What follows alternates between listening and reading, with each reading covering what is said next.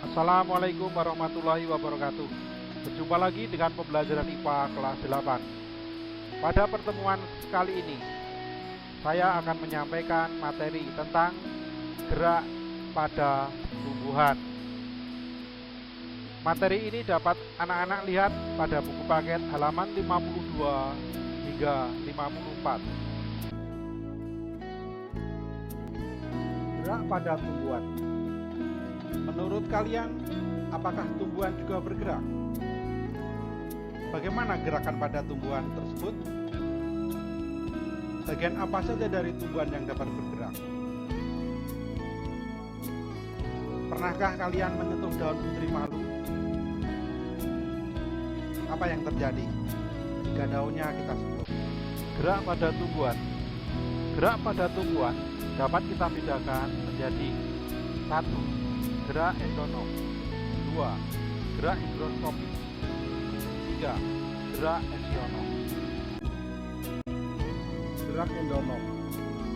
Jika kalian mengamati daun tumbuhan nigella verticillata, kalian akan melihat struktur seperti dinding tembok yang di dalamnya terdapat butiran bulat berwarna hijau. Struktur seperti tembok tersebut merupakan sel daun.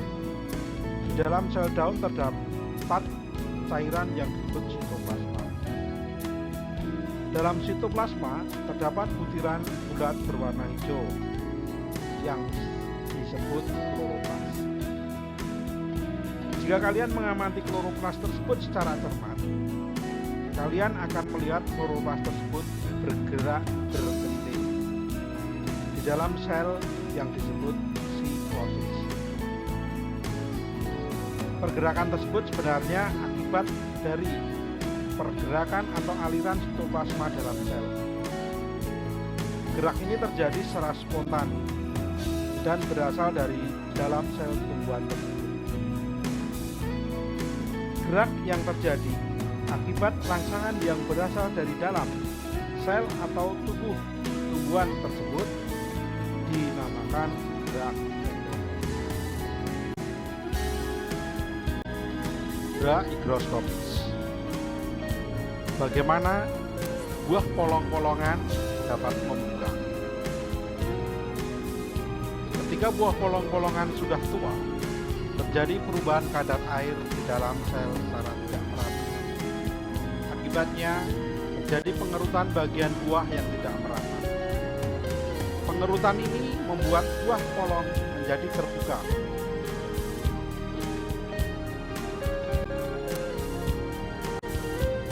Gerak esionom adalah gerak tumbuhan yang disebabkan oleh adanya rangsangan dari luar tubuh tumbuhan atau lingkungan sekitar. Berdasarkan respon gerak yang dilakukan tumbuhan, gerak esionom dapat dibedakan menjadi gerak tropisme, gerak taksis, dan gerak nasus. Gerak tropisme. Gerak bagian tumbuhan yang arah geraknya dipengaruhi oleh arah datangnya rangsang. Kalian dapat mengetahui bahwa setiap ujung batang tumbuhan akan tumbuh menuju arah datangnya cahaya. Berbeda halnya dengan arah gerak pertumbuhan akar. Akar tumbuhan akan bergerak tumbuh menjauhi arah datangnya cahaya dan akan cenderung bergerak tumbuh menuju pusat bumi. Kedua gejala tersebut menunjukkan bahwa ada gerak tumbuhan yang arah pergerakannya dipengaruhi oleh arah datangnya rangsangan. Gerak tumbuhan yang arahnya dipengaruhi oleh arah datangnya rangsang dari luar disebut gerak tropisme. Gerak taksis. Gerak taksis adalah gerak pindah tepat seluruh bagian tumbuhan yang arahnya dipengaruhi oleh sumber rangsangan. Gerak taksis biasanya dilakukan oleh organisme bersel satu. Sebagai contoh, Euglena viridis. Euglena viridis membutuhkan cahaya di dalam hidupnya Oleh karena itu, Euglena viridis akan bergerak mendekati sumber cahaya. Namun, jika intensitas cahaya terlalu tinggi, Euglena viridis akan berusaha menghindar. Kemampuan berpindahnya Euglena viridis disebabkan karena organisme tersebut memiliki alat gerak berupa flagela dan reseptor cahaya. Pergerakan Euglena viridis ini disebut dengan gerak fototaksis. Apakah kalian mengetahui bunga pukul 4? Pada sore hari, umumnya bunga pukul 4 akan mekar. Mekarnya bunga pukul 4 disebabkan oleh adanya rangsangan cahaya sore hari. Gerak membukanya bunga pukul 4 tersebut disebut gerak fotonasti. Gerak fotonasti adalah gerak nasti pada tumbuhan yang disebabkan adanya rangsangan berupa cahaya.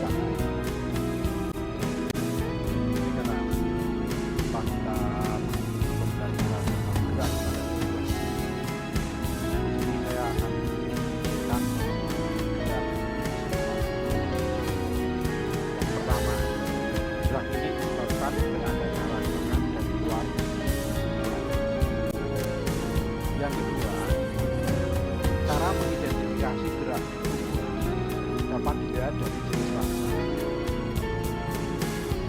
Sebagai contoh, air sering disebut dengan gerak ya, Tuhan, gelap, suhu, zat kimia, dan seterusnya. Ada satu hal yang kalian ketahui, bahwa jika rangsang yang mempengaruhi gerak pada tumbuhan itu lebih dari satu, itu biasanya disebut dengan istilah fototaksis. Baik anak-anak, kita melihat gerak pada tumbuhan. Selanjutnya kita coba untuk mengenal bagian tumbuhan yang mengalami gerak. Gerak pada bagian tumbuhan dapat diidentifikasi sebagai berikut. Yang pertama, jika gerak pada tumbuhan tersebut terjadi pada bagian bunga ataupun daun, ini disebut sebagai gerak nasti. Demikian sebaliknya, jika gerakan pada tumbuhan itu terjadi pada ujung akar dan atau ujung batang, maka gerak tersebut dinamakan gerak trofisme. Selanjutnya, gerak taksis.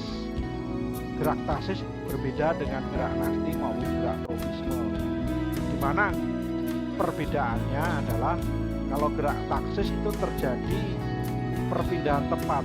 Jadi semua bagian tumbuhan itu akan mengalami perpindahan tempat. Beda dengan nasti dan trofis. Kalau nasti dan trofisme itu hanya bagian tumbuhan saja. Itulah perbedaan antara nasti, trofis, dan taksis. Anak-anak, kita lanjutkan tentang contoh gerak pada tumbuhan.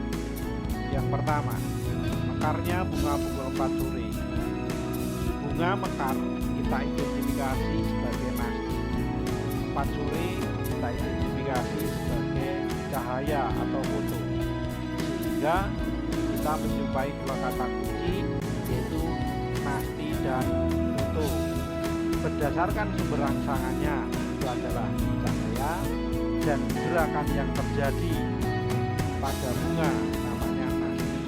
Sehingga gerak mekarnya bunga pukul 4 sore disebut foto nasti.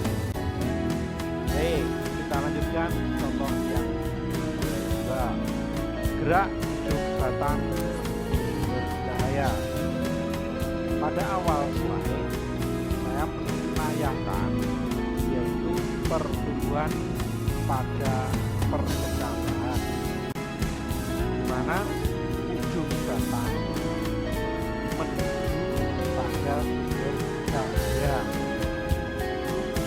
kata kita identifikasi sebagai tropisme. Sumber cahaya kita identifikasi sebagai foto. Sehingga kita mempunyai dua kata kunci, tropisme dan foto. Sehingga dapat kita sebutkan menjadi fototropisme. Di gerak ujung batang menuju sumber cahaya